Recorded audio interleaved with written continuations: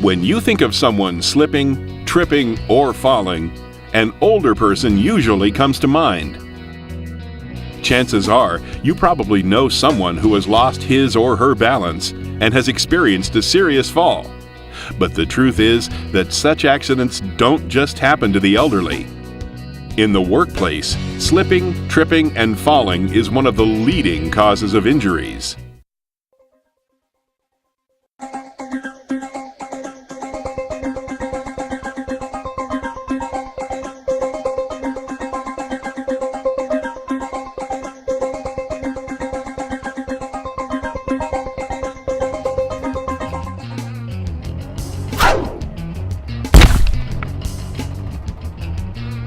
According to OSHA, slip, trip, and fall accidents account for the majority of workplace injuries and are a major cause of accidental deaths, second only to motor vehicle accidents.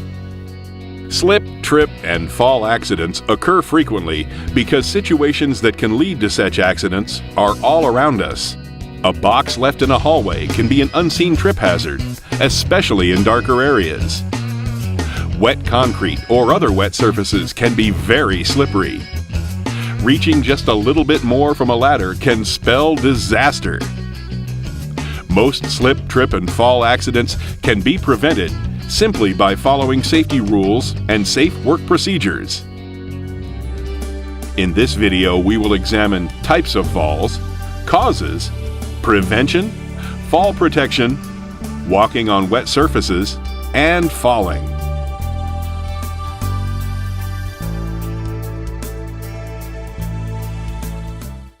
There are two types of falls that can occur: same-level falls and elevated falls. This program will mainly address same-level falls. Falls from elevations require specialized protection and training and will only be discussed briefly in this training program. Same-level falls occur more frequently and are primarily caused by slipping or tripping. A same-level fall usually results in less severe injuries than falls from elevations and are mostly back-related injuries, broken bones, sprains, or strains. Although elevated falls occur less frequently, they typically result in more severe injuries and in many cases have led to a fatality. Elevated falls can occur from ladders, stairs, buildings, docks, vehicles, or other structures.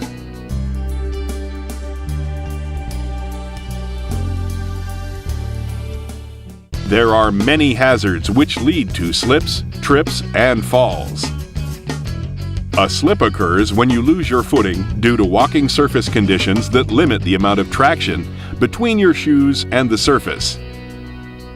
Slips mainly happen due to wet or slippery surfaces. Surfaces can become wet and/or slippery from rain, snow, ice, oil, or spills. Loose flooring such as broken tiles, a worn mat, loose rugs, and the surface material itself such as a ceramic tile or smooth concrete can also cause one to slip. The slip hazard increases when inappropriate shoes or other footwear is worn. A trip occurs when you strike an object with your foot or leg that throws you off balance, causing you to fall. Trips can be caused by stepping downward unexpectedly. For example, not realizing there is a curb when walking and stepping off it could cause you to trip. There are many possible causes of trips. Inadequate lighting, or moving from lit areas to dark areas, or from dark to well-lit areas can be dangerous. Other trip hazards include obstructed pathways from tools, equipment, supplies, debris, cables, and/or cords. Walking surface conditions, which might involve uneven surfaces, potholes, temporary walkways, and cracks, can also lead to tripping. And finally, carrying large and/or heavy objects that obstruct your view or cause you to become off balance can cause a trip. A fall occurs when you are thrown off balance and you go from a standing or erect position suddenly and unexpectedly to a downward movement, or you drop from one level to a lower level. Slipping and tripping usually results in a fall. Other types of falls include falls from ladders and scaffolds. Misuse or inappropriate actions can be very dangerous when using ladders and scaffolds and usually lead to injury accidents. Getting in and out of equipment, trucks, and other vehicles always presents a fall hazard. Traction is generally low when stepping onto or off of the metal steps, tailgates, or other parts of such equipment.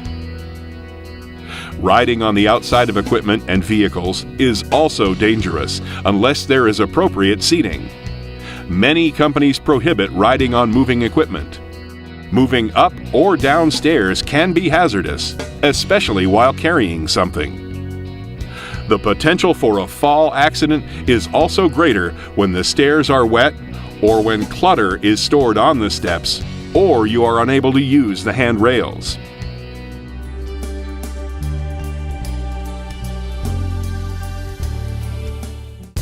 Preventing slips, trips, and falls is an ongoing task. Every day you should look around and inspect your work environment for hazards or potential hazards. Be aware that the potential for hazards can change frequently, even during the workday. Employers and employees must be aware of their surroundings and take the necessary steps to minimize or eliminate hazards daily. Housekeeping is one of the most important aspects of preventing hazards. A messy work area leads to unnecessary hazards. Good housekeeping is the most basic step in preventing slip, trip, and fall accidents. Clean spills immediately. Delaying a cleanup potentially exposes many more people to the hazard. Use wet floor signs or barricade the area to identify wet areas. Never allow anyone to walk on a wet floor if possible.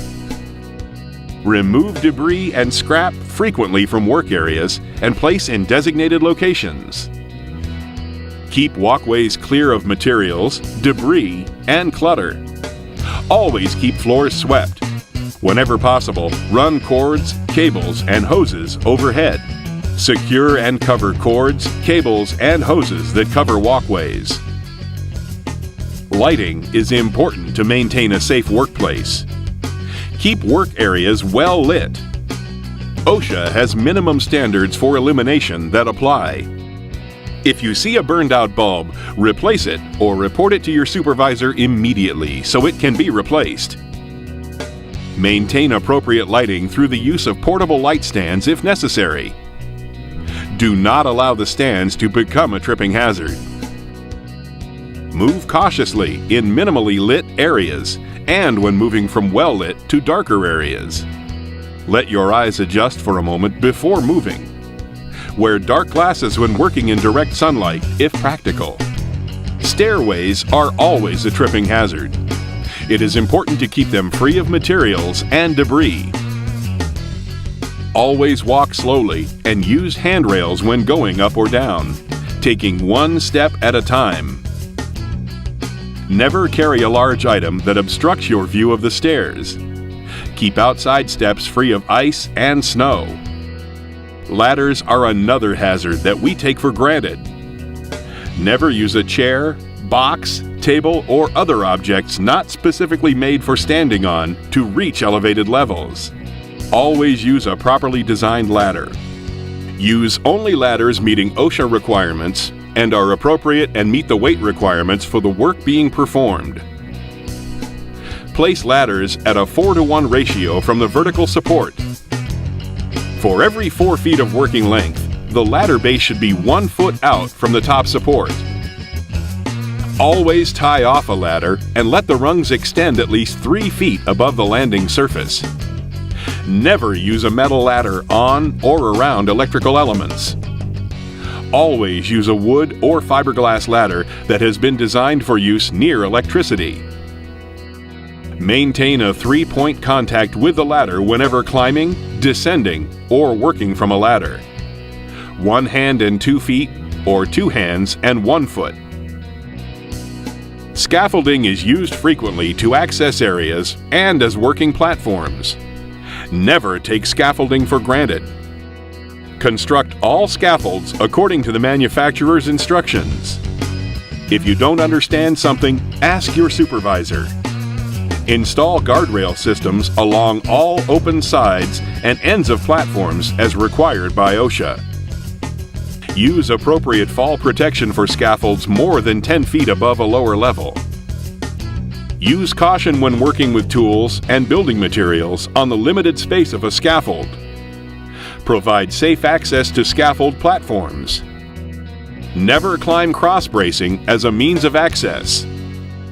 Masonry scaffolds have different OSHA rules. Make sure you are properly trained on PPE and its use. Always use appropriate PPE and use it properly. Wear proper footwear for the work site. Watch where you are walking. Pay attention and do not allow yourself to be distracted from the task at hand. Never rush through a task. Work at a normal pace. If you don't understand, ask your supervisor. Carry fewer objects and make more trips. Get help moving large, heavy, or awkward-shaped items. Report all slip, trip, or fall accidents, even if no one was hurt.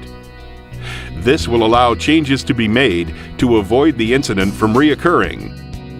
By not reporting, someone might be injured if it happens again.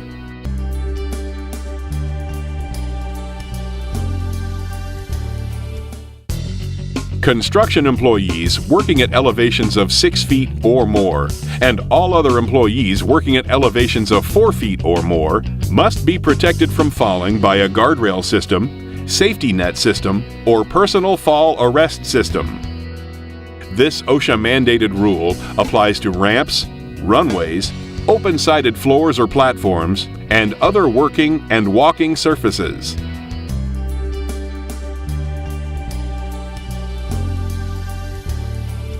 If you must walk on wet or slippery surfaces, there are certain precautions you can take to prevent slipping and falling.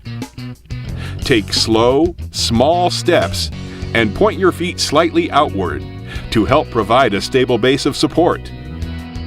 Pay attention to the walking surface. Use handrails or stable objects for support when available. Your arms and hands help stabilize you when walking. Do not walk with your hands in your pockets. Avoid sharp turns and quick movements. Wear slip-resistant footwear.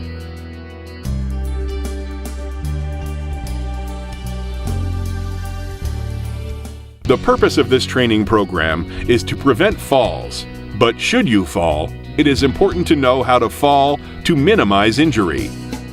As you are falling, twist or roll your body to the side, tuck in your chin and turn your head. It is safer to land on your buttocks or side than your back.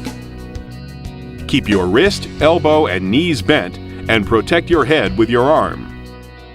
Land on as much of your body as possible to spread the impact forces across a larger area. Do not attempt to soften or break the fall with your hands.